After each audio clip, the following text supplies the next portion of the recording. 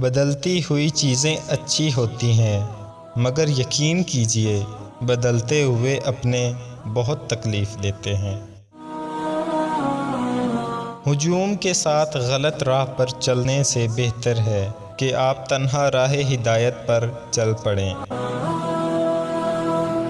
کبھی ماں باپ یاد آئیں تو بہن بھائی مل کر بیٹھا کرو۔ کسی کے چہرے پر ماں مسکراتی نظر آئے گی، کسی کے لہجے میں باپ۔ لوگوں کو اس بات سے غرض نہیں کہ آپ خوش ہیں یا نہیں، انہیں فرق اس بات سے پڑتا ہے کہ آپ انہیں خوش رکھتے ہیں یا نہیں۔ ہر مسئلے کے لیے کوئی نہ کوئی حل ضرور ہوتا ہے، اور اسی حل کی موجودگی کے احساس کا نام امید ہے۔ جھوٹ اس لیے بھی بک جاتا ہے کیونکہ سچ کو خریدنے کی اوقات ہر کسی کی نہیں ہوتی۔ زندگی میں جب کبھی ہمارا خود سے سامنا ہوتا ہے تو سمجھ آتا ہے کہ ہم نے دوسروں کی خاطر اپنا کتنا دل دکھایا ہے۔ تھوڑی دیر کے لیے قبرستان جا اور خاموشی سے بیٹھ اور ان بولنے والوں کی خاموشی کو دیکھ۔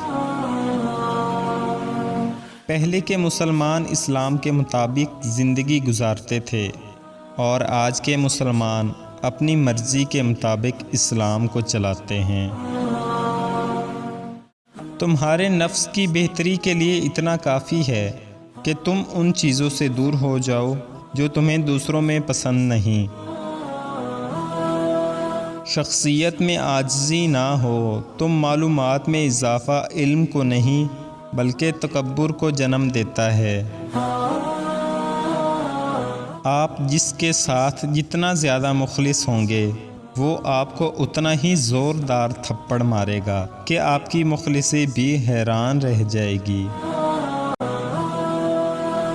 جس معاشرے میں اچھی اور معیاری تعلیم مہنگے داموں بیچی جائیں، وہاں قوم کی فکر کرنے والوں کی بجائے ذریعہ معاش کی فکر کرنے والے ہی پیدا ہوتے ہیں۔ کسی کے ماضی پر اس کی تذلیل کرنے سے پہلے سوچ لو کہ کہیں اس کا ماضی تمہارا مستقبل نہ بن جائے۔ بہت سی باتیں ایسی ہوتی ہیں جن کے جواب میں ہم ٹھیک ہے کے علاوہ کچھ نہیں کہہ سکتے، جبکہ وہ کسی بھی طرح ٹھیک نہیں ہوتی۔ بعض اوقات آپ جن لوگوں کو بہت زیادہ اہمیت دیتے ہیں تو ان کے نزدیک آپ کی کوئی اہمیت ہی نہیں رہتی۔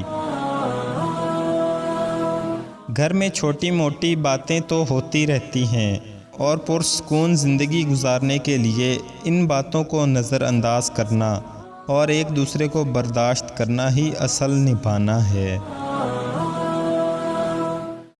رشتے موتیوں جیسے ہوتے ہیں، اگر گر بھی جائیں تو ذرا سا جھک کر اٹھا لینے چاہیے۔ اپنی غلطی تسلیم کرنا دراصل خود کو انسان ماننا ہے، کیونکہ وہ صرف شیطان ہے جس نے آج تک اپنی غلطی تسلیم نہیں کی۔ اپنے دن کی ابتدا 3 چیزوں سے کیجیے: کوشش، سچ، یقین۔ کوشش دن بہتر کرنے کے لیے، سچائی اپنے کام کے ساتھ، یقین اللہ کی ذات پر۔